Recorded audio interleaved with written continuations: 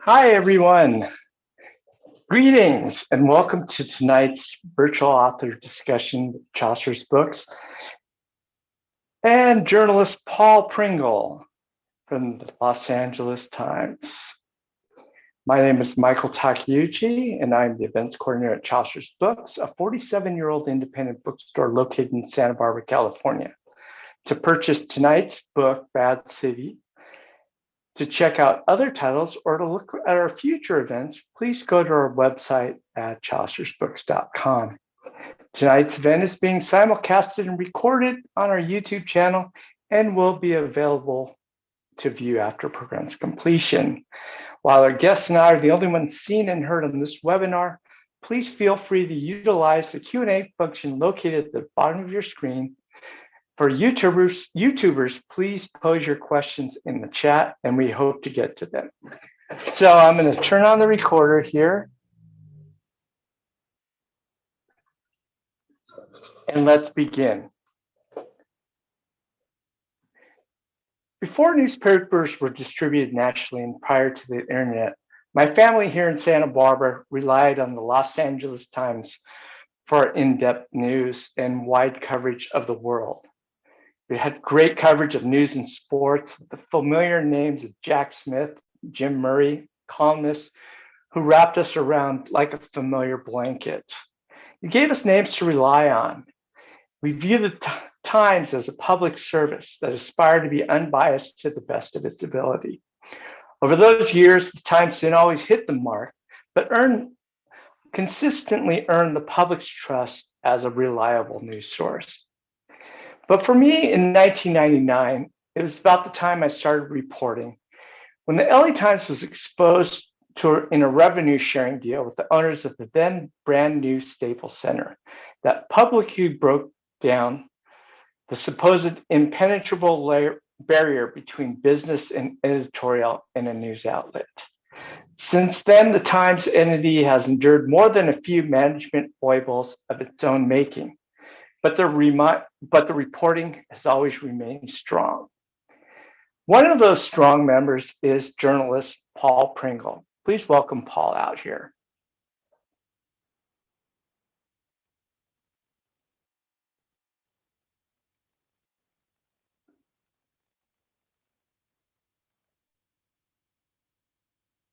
Looks like Paul. There you are, Paul. Hi, how are you? You just need to unmute now. Here. There we go. Hi. Thanks for having me. So, welcome. I mean, Paul's an investigative reporter from the Los Angeles Times for the last 21 years. He's won as many awards to fill a wing in USC's famed Heritage Hall. These include the George Polk Award, Harvard University's Worth Bingham Prize, and the California Newspaper Publishers Association Freedom of Information Award. Having been a part of two Pulitzer Prize winning teams in 2004 and 2011, he himself was a finalist in 2009. And in 2019, he and colleagues Matt Hamilton and Harriet Ryan won the Pulitzer for investigative reporting for their work uncovering the widespread sexual abuse by Dr. George Tyndall at the University of Southern California. That inquiry grew out of their reporting of tonight's book, Bad City, Peril and Power in the City of Angels. It is a book the New York Times called a fast-paced book that is a masterclass in investigative journalism. Congratulations on your book, Paul. Thank you very much. Before we start, I have to ask you one question that popped into mind shortly after reading your book. So between Notre Dame, UCLA, and Paul Pringle, who does USC despise the most? Well, again, I always tell people, it isn't about the institution itself necessarily, and it's certainly not about the folks in the classrooms and laboratories. It's about the people who are running the institution at the top at that time. I'm sure they don't like me very much. But in all seriousness, not only is Bad City outstanding, but one could almost classify it as a fun read if the story itself wasn't so truly sad. It's a wonderful piece of work. It reads like a noir. And I wanted to commend you on that because a lot of times investigative pieces can be rather dry, but I think you managed to put it together uh, in a very readable fashion. And I was wondering how you were able to do that. Well, first, thank you very much. I really appreciate that. Well, before I became an investigative reporter, I was primarily a writer. I'd done some editing as well, but I was always sort of into words. And the book gave me an opportunity to do the type of writing I wasn't able to do for quite some time. And even back then, Mhm. certainly not at the length and with the freedom I had in the book. So it's something I really enjoyed. Again, much of the subject is dark, but it was very liberating to be able to write in that way, which really isn't possible at any local newspaper. So, we'll get to the story itself in a bit, but when did you realize that you had all this for such a book, such an extensive book? Well, that was sort of obvious to me and my colleagues as we lived it because it was just such a bizarre story. Um, for, Mhm. for me in the beginning, the first many months when I was chasing this story, it's just incredible that this was happening at a major university like this and the cover-ups I encountered. It was really sort of an old-fashioned kind of institutional corruption, if you will. And so that's just naturally lends itself, I think, to a long form of writing a book if you're really going to tell Mhm. the whole story. Now, I didn't set out to write the book. The book wasn't my idea. It was the idea of an agent who contacted me quite some time Okay. later. And he had to kind of talk me into it because I wasn't really eager to relive the whole thing, and I was very Uh-huh. busy. I was very busy with other investigative projects. But he persuaded me, and then yeah, and one of the reasons I decided to write the book is because so much of the story hadn't been told, including very important parts of the story, and could really be Interesting. told in full in a book. Mhm. Before we start the impetus of the story, I wanted your comment about USC. And we always view it USC with, I guess, through rose-colored glasses, especially if you're a fan of their sports teams. But there's another view. I mean, they have a bloated board of trustees. Before they reduce it, something like 55, 60 board members, including Steven Spielberg, Jeannie Buss, the owner of the Lakers.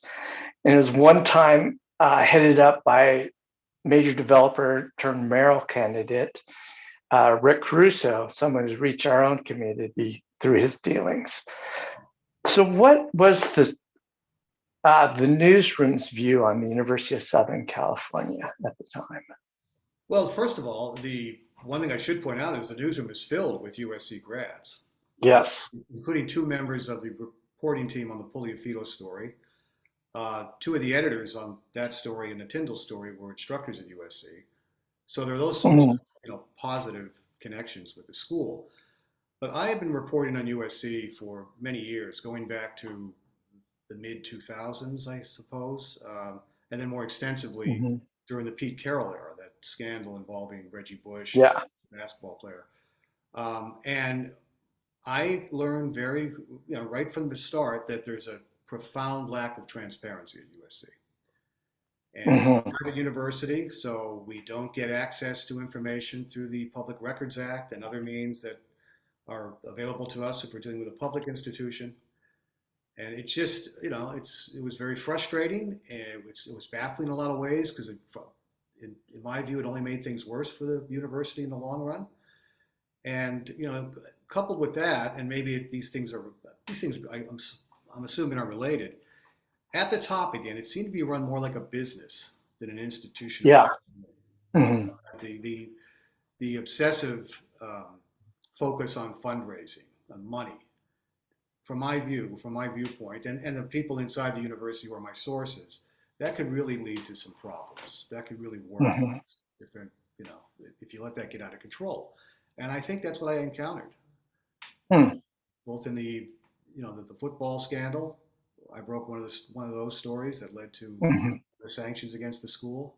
Then later on, I wrote about the athletic director and his involvement in a charity that was rather unseemly.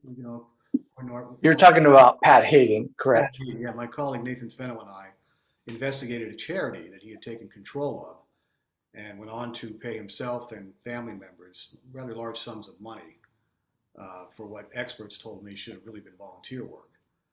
So Mhm. I had these dealings with the school. They were on the periphery of the huge scandal at the Los Angeles Memorial Coliseum. Mhm. Colleague Ron Lynn wrote about for quite some time that led to Mhm. 6 indictments. The school benefited actually from that scandal because it allowed them to get control of the Coliseum uh, for 98 years. And we wrote about how that wasn't exactly the best deal for the people who own the Coliseum, the taxpayers. So Mhm. every step of the way here, I encountered that same resistance to openness, that lack of transparency, that, responding to our inquiries as if they were a corporation under siege. And, Mhm. and that just got worse and worse, and it culminated in the two scandals involving the doctors. Mhm. It's funny that you brought down two of the golden boys of USC. Pete Carroll and Pat Hayden, who won a he didn't win a Heisman Trophy, but he was a Rhodes Scholar athlete, and he was somebody who could do no wrong. Um, the view of USC, though, it seemed like even then, before we knew anything about it, is that they were untouchable by the media. Was that the sense that you got before this story broke? Not that they were untouchable, but as the leadership at the newspaper changed, it became more and more difficult for me and colleagues to get stories about USC into the paper. And I go into that in careful detail, in the book. And that was certainly the case with this story on Puliafito. Now, we're under new leadership, under a new owner Mhm. at the LA Times. Mhm. That's changed. That's completely changed. It's night and day. The Mhm. Puliafito story took way too long to get into print. It took month after month after Yeah. month of delays. Once there was a leadership change, the Tyndall story, which was just as hard hitting, as difficult, and as legally risky, got into the paper 3 weeks after we completed our reporting and filed a draft. So that's how stark the difference Wow. has been. So it really comes down to leadership, the personnel. Interesting. Interesting. Speaking of Pulafito, he was a huge fundraiser for USC, correct? I mean, he brought in millions and quite an all-star team as the head of the medical school at USC. Yeah, he boasted about that for many years, that he brought in a cumulative $1 billion. Now, after the scandal broke, the school tried to downplay his role. Mhm. Oh yeah, yeah. Obviously, there's a lot of embarrassment about that. But yeah, he sort of personified that obsession with fundraising, with money. Mhm. Uh, the way there were many complaints about him over the years that we learned after our initial story broke that were ignored. Mhm. And he was involved in a very lucrative, high-profile attempt to poach an Alzheimer's lab from the University of California, San Diego, hundreds of millions Mhm. of dollars at stake. So yeah, he was a very important financial player Mhm. at the school. He he was also he was you know he was also had a dark side though, and this which leads to the beginning of your book. And all of this was based on a tip. So if you can talk a little bit about the beginnings, of what brought this all together, the fall of Dean of Medicine, School of Medicine, Carmen Pulafito. Well, there was an overdose. He was well into a very long period of debauchery, lack of a better word, drug abuse. He was abusing drugs himself. He was supplying dangerous drugs to a circle of young people, including the young woman who overdosed at a hotel in Pasadena, the Hotel Constance. So Mm-hmm. a manager at the hotel was summoned when the woman was discovered unconscious in the room, and he called 911 against Puliafito's wishes. The room was registered to Puliafito, and he was in the room with the young woman who overdosed. So that really outraged the manager. He was one of the managers. His name was Devin Kahn. Mm-hmm. Um, Devin insisted on calling 911. Another employee at the hotel called the police, And he and others expected there would be an arrest. There was methamphetamine discovered in the room that was registered to Puliafito. The police did show up. It seemed pretty straightforward that something would be done by the police, and nothing was done. Nothing. There Mhm. wasn't even a report filed, which was a violation of the Pasadena Police Department's own rules. Mhm. When he realized that nothing was being done, he tried to make a difference. And it was very courageous of him to do so because he had to put his job on the line. So first he made an anonymous complaint to the city attorney's office, which is anonymous, but it was still risky to him. And that led to nothing. Then he called Huh. the office of the president of USC at the time, Max Nikias, and left a detailed. He spoke to two employees in the office and gave them a detailed account of what he found and said, you need to do something about this or I'm going to go to the media. And again, nothing was done. Now, in the meantime, Puliafito stepped down as dean. And the university essentially lied about the reason. They put out a statement saying he was stepping down to take advantage of a lucrative offer in the bio, Mhm. something to that effect, when in fact he was forced out. So I knew about that. And anyway, so Devon tried everything. He even tried calling the LA Times and got somebody on the switchboard who encouraged him to leave a voicemail. He couldn't do that. He didn't want his voice associated because, again, he's got a wife and a kid and a mortgage. He can't lose his job. So he had just about given up when he happened to bump into a Times photographer at a social gathering and told him the story, colleague Ricardo, who then Mhm. sent an email to the newsroom. And eventually that tip got to me in a couple of days Mhm. because of my background covering USC. So that's how it all started. And I really believed that it would be a straightforward and fairly easy story to do because we had the police, we had Yeah. paramedics. It was a public event, sirens, police officers and paramedics in the hotel lobby, that kind of thing. It was a crazy story. Medical school team being at the scene of an overdose, but I thought I would get it. I figured to encounter the usual roadblocks. The Pasadena Police Department does not have a good record of transparency itself. We've had to sue them in Mhm. the past to get records. So I figured I'd encounter some obstacles, but I thought I was looking at a 2-week story, maybe 3 weeks. And just the opposite happened. They gave me nothing. The only thing the police department gave me, it was actually it was from the police department, was a call log Mhm. showing that officers had responded to a paramedic call. And that Okay. was very heavily redacted. There was really nothing there that I could hang a whole story on, certainly. But what was very valuable about it is that the, the events that were spelled out in that brief report matched exactly what Devon told me, Mhm. source. So that got me started. So there's no mention of a crime whatsoever. They did not file, I mean, it was as if as if the overdose had never happened. Uh, They did file an evidence report, evidence and property report, which they should have given to me immediately, and they didn't. They didn't even tell me it existed. And that documented the discovery of methamphetamine in the room. But again, that was hmm. from me.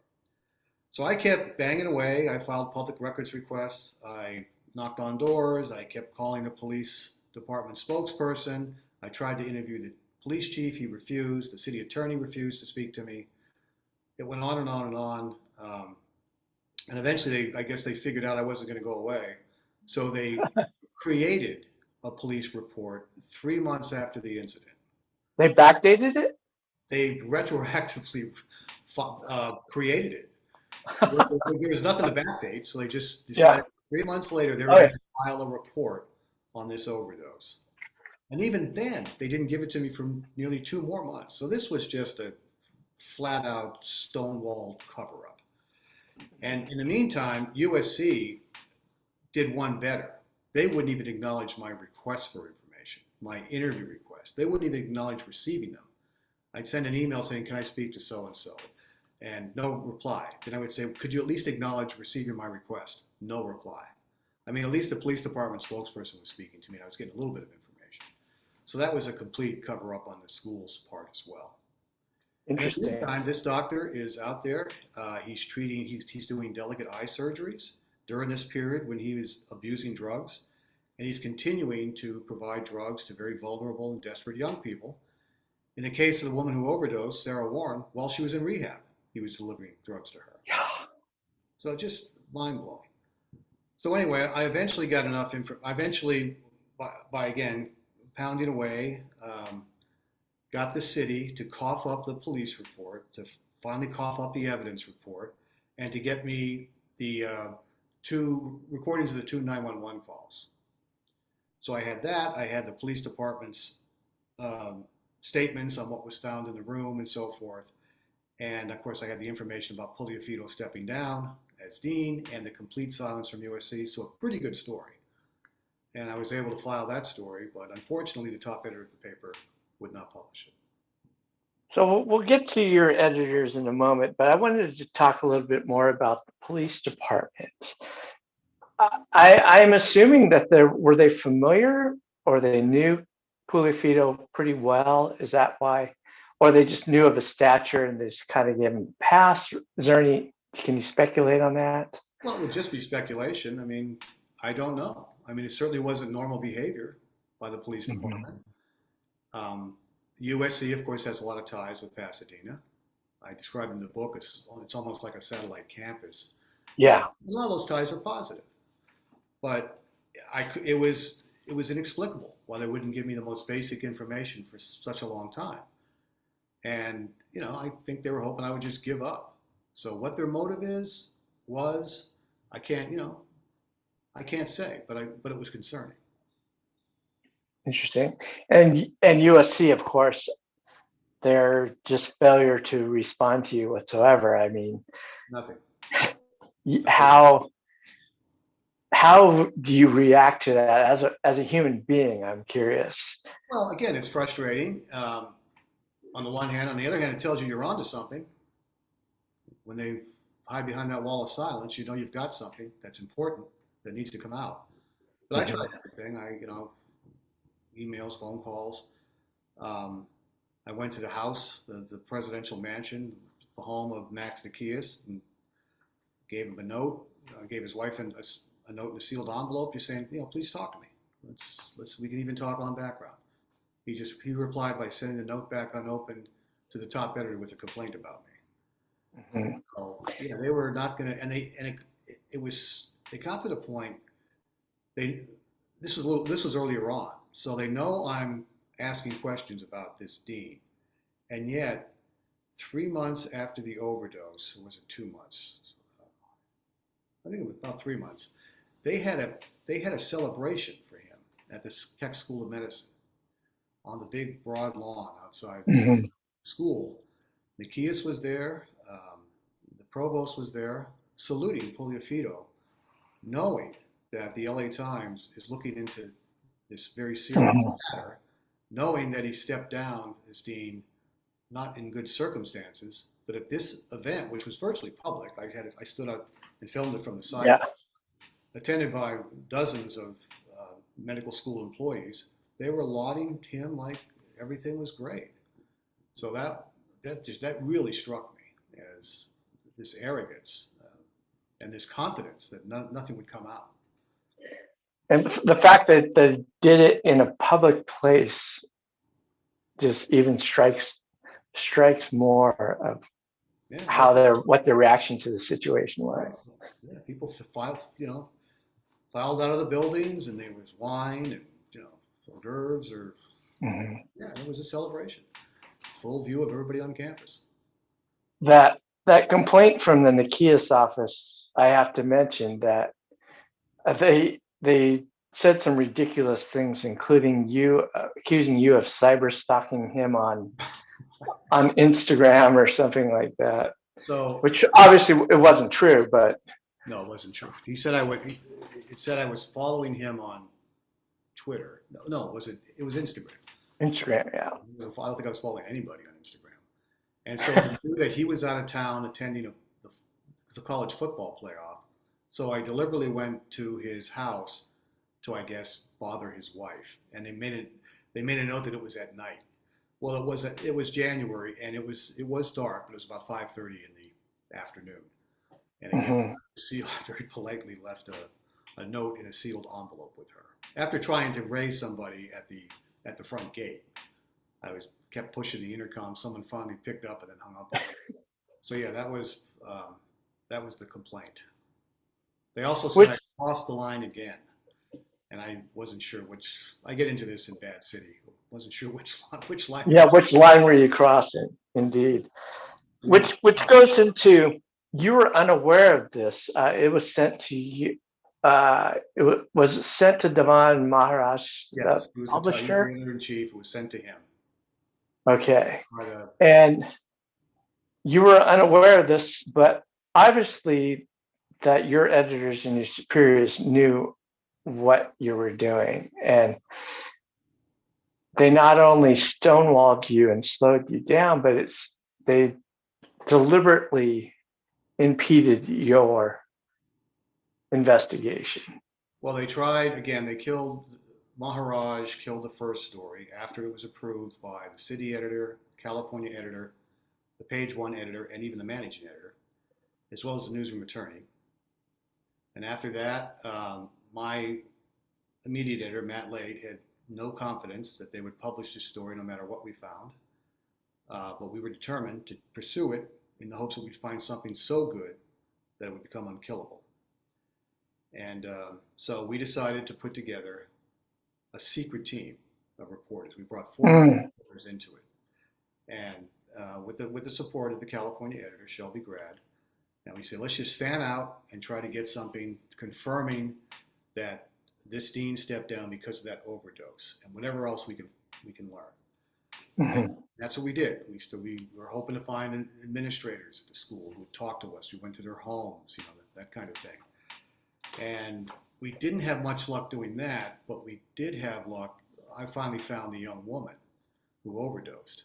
And, originally we only had her first name and a description because everything was redacted, in some cases appropriately because it was a medical privacy matter. But very common first name, and I would do record sweeps through LexisNexis and some other databases, and I can never quite match that name Sarah with Puliafito for someone who would otherwise match the description of the young woman. That was very frustrating, but I knew she was out there somewhere. Of course, as I go into a lot of detail in Bad City about how an investigation like this unfolds, I first had to determine that she was alive, and that took a little while. Yeah. So then I finally got lucky. Her name popped up on a Lexis document associated with him, and it was probably it was associated with the same address. That was Okay. And that could be anything. Nexus doesn't tell you necessarily how they do this in that kind of detail, but it could have been a parking ticket or a credit card bill. But I had a name. I had Sarah Warren. Then I went to social media and tried to find a Sarah Warren that, again, would match that description, the physical description. And that took a while. There are a lot of Sarah Warrens out there on Facebook and elsewhere. But eventually, with Devon Kahn's help, I was able to find her. And at the time, she was in rehab. She was making one of her many attempts to break free of this predatory doctor. So I couldn't speak to her directly. My colleague Sarah Parviti and I tried. But then I was able to get to family members and friends, again with the help of my colleagues, and that led us to putting together a second story with all this new information, including the identities of the folks involved. And shortly after that, I persuaded the family to turn over to me videos that Sarah Warren and police made of them doing drugs and doing other things. So now we felt the story was unkillable. What Puliafito did to this woman is beyond comprehension. He essentially made her a prisoner and used drugs as the restrainer. Yes, that's a fair way of looking at it. How were you able to gain their trust to tell the story? Well, that's the most essential thing about an investigation like this. You have to earn the trust of these people who are vulnerable They speak to you at risk to themselves. And it doesn't always happen. Sometimes they're just too frightened, and you have to respect that and give up. But again, I worked at that, and we had meetings and phone calls, and I was able to earn their trust, and it was very courageous of them to come forward. This guy is wealthy. He has connections. They had tried everything. Before I found them, they've gone to the police a couple of times, even called the FBI, and nobody did anything.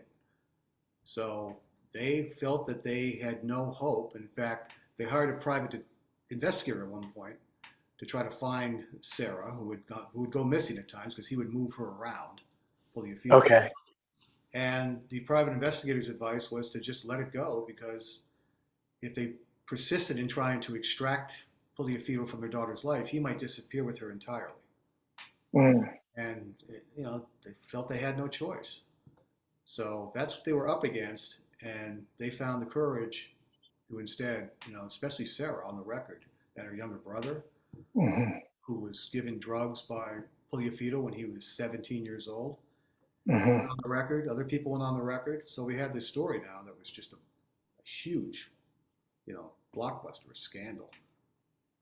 Through this all, there were a lot of, terrible characters, but people like Sarah and then people like Devon Kahn, I mean, they really risked a lot to make sure justice was served. That's right. They did.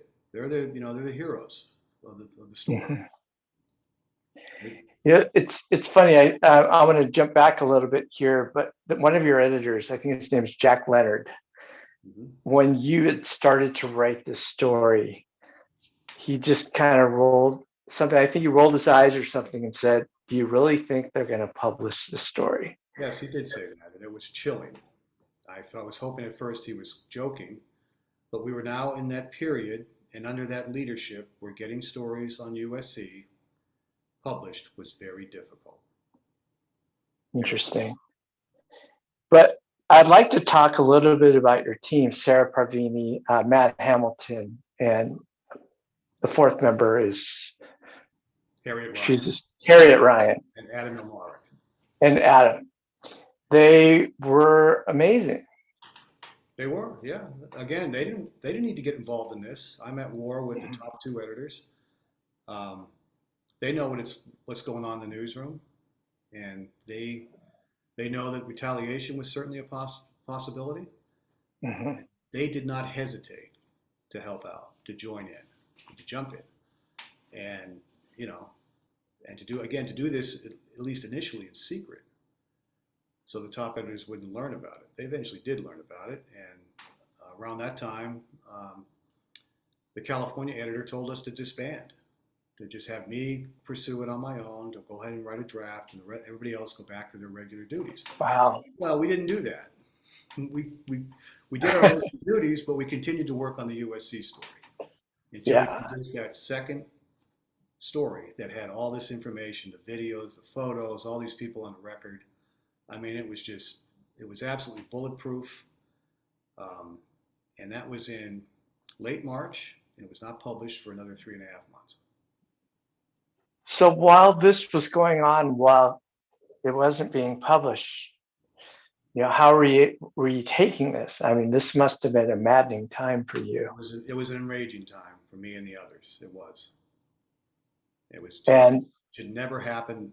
The opposite should happen. When you see a story of this importance, and you know that people are being hurt out there, the doctor is continuing to provide drugs to people. He's making threats against the family. And I made all this clear to the top editors.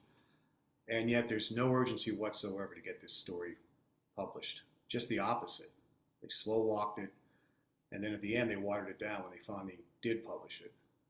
They removed the material about the fact that he was trafficking in drugs, giving drugs to people. It removed all but one reference to that.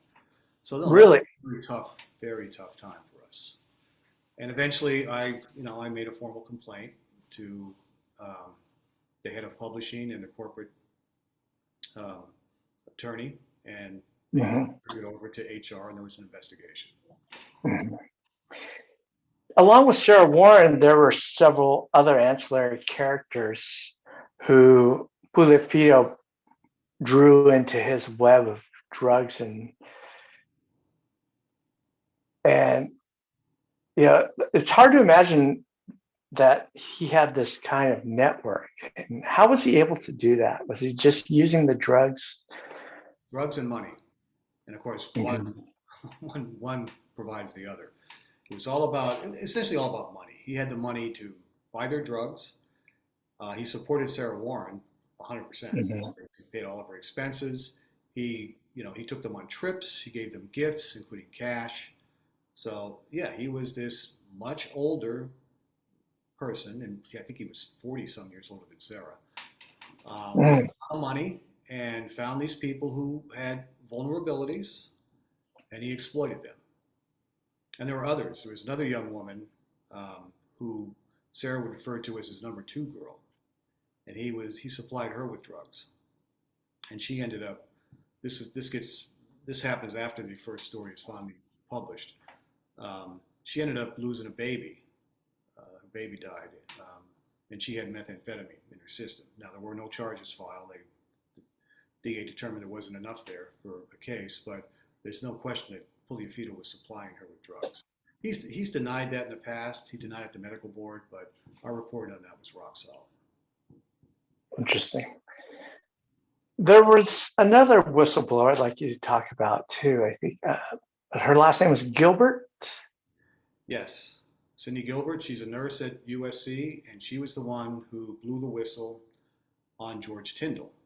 Okay. And for 3 decades, there have been complaints about him. He's the campus gynecologist, basically sexually abusing his patients with these really horrible so-called exam techniques. Complaint after complaint was made. Nothing was done. Nothing of any significance was done. So finally, she decided that she was going to escalate things and went to the campus rape crisis center to report him like she would a rapist. And so finally, the university decided it had to do something. Everything was done in secret again. They didn't do the right thing. They didn't report him to the medical board, as they should have immediately.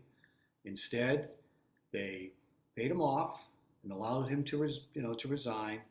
He kept his medical license. He was free to do whatever he wanted to do to patients Mm-hmm. in a private practice, until Harry Ryan, one of my colleagues, got a tip about him, and that set her and Matt Hamilton and me on this second investigation. Mm-hmm. But this had a connection, obviously, because of the USC. Was there any other connection between the two? Between the two doctors? Because it happened with the University of Southern California. I'm wondering how you went from Puliafito to going after Tyndall. Was there any kind of connection? Just the fact that we were publishing story after story about Puliafito, and just as importantly about how the university didn't do the right thing with him. So that did lead to more people coming forward, usually anonymously, but sometimes on the record. We did stories that led to the removal of Puliafito's successor as that involved a sexual harassment complaint. So I think again, somebody found the courage, admirably, to reach out to Harriet and say, "There's a second bad doctor you need to look at." Tip was very vague, and she and Matt, started to look for people who might have been his patients, as well as others who work at the university, in that clinic. I focused on other things involving him, including some other employees and his background. And it eventually came together. Again, it was difficult. People were speaking to us at great risk to themselves. The president was still in place at USC. The university was still completely untransparent. But these courageous people, including Cindy Gilbert, decided that they had to do the right thing, and they did.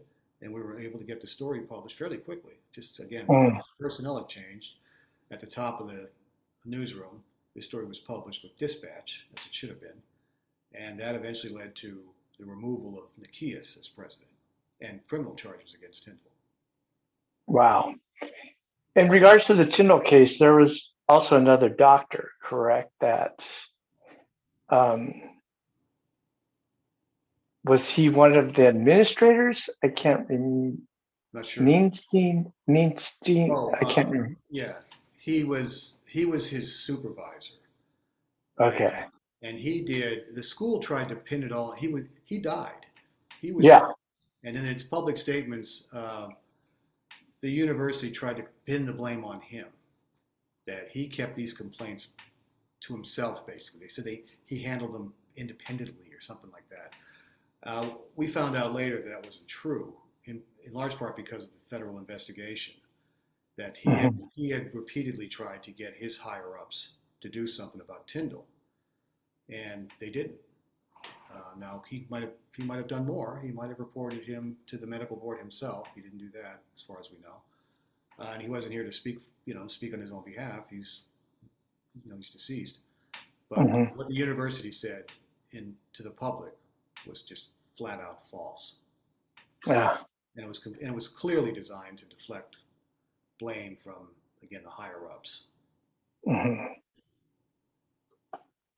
So with all of this, I have to mention that Paul and Harriet and Matt together won the Pulitzer Prize for their coverage of Tyndall. Congratulations on that. But as far as just your own personal satisfaction, you had to. Were you able to get some satisfaction out of breaking a story, a continuing story like this? Sure. Yeah. I mean, to make that difference.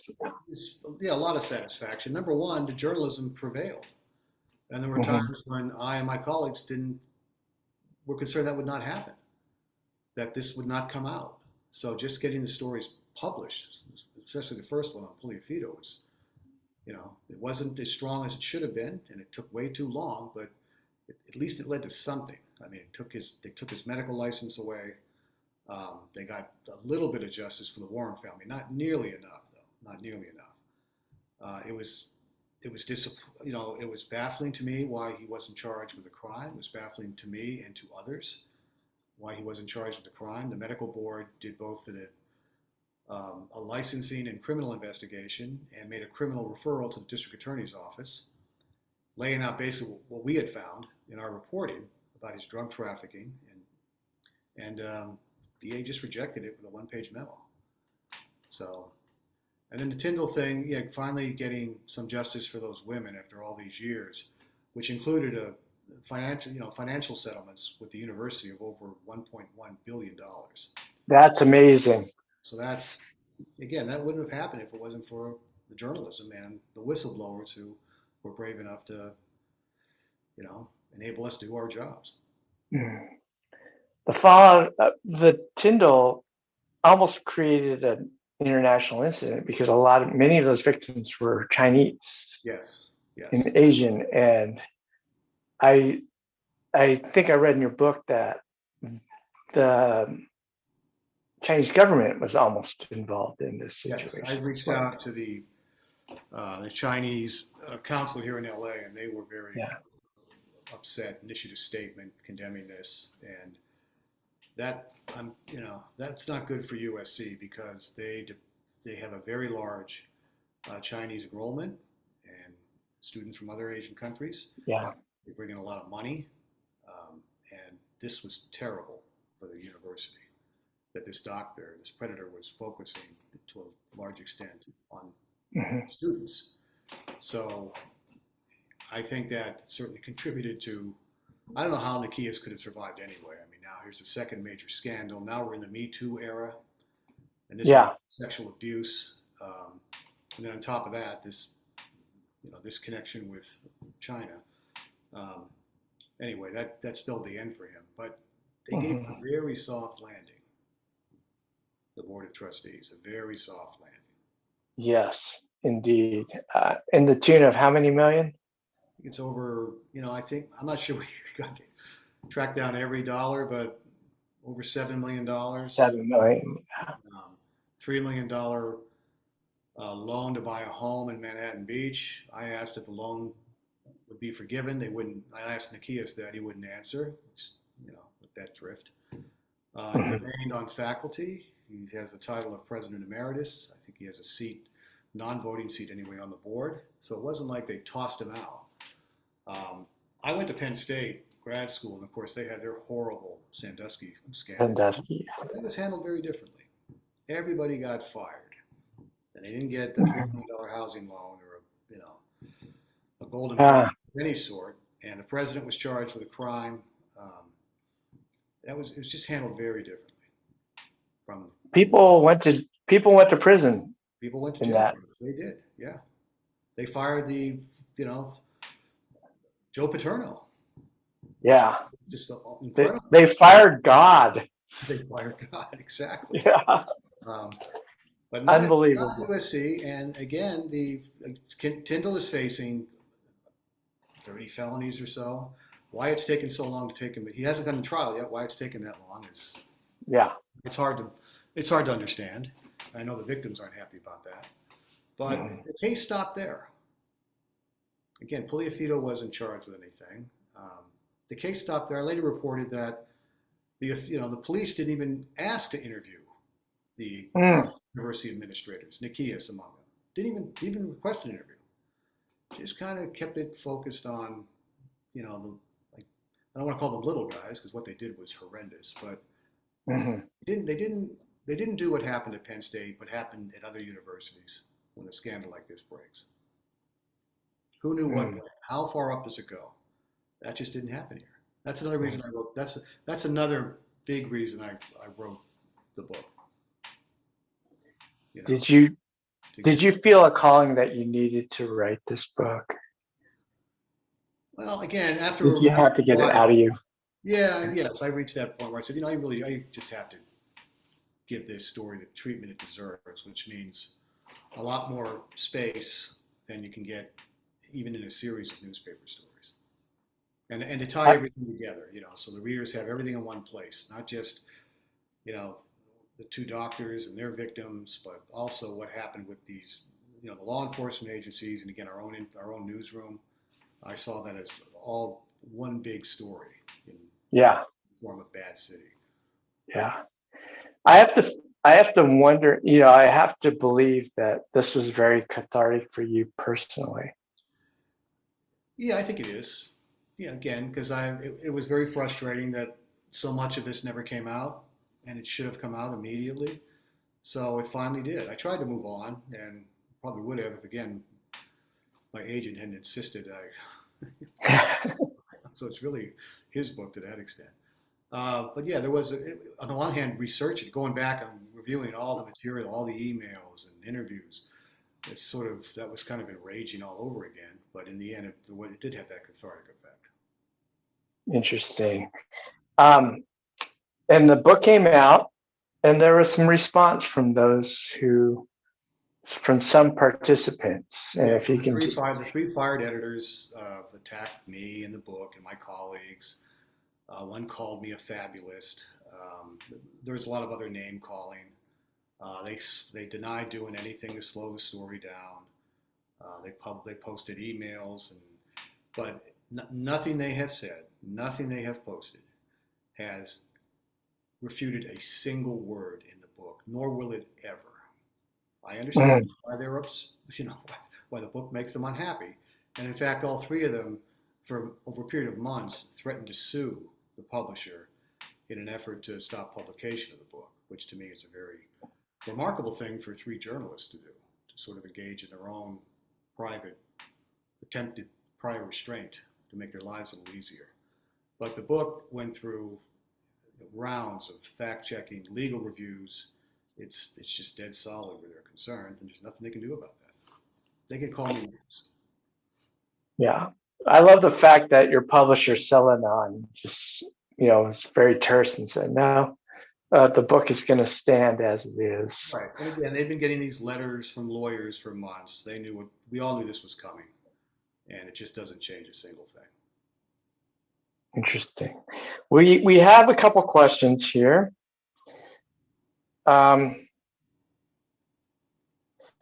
wanted to know if USC wasn't drug testing eye surgery clinicians. So they can't believe that eye surgeons weren't drug tested. That's a good question. I don't know that I've asked that question, but we certainly asked a lot of questions about his drug use. And I know that one doctor testified at the medical board hearing that he suspected that was going on. But no, we never got any information that he was ever tested for drugs, not that I recall.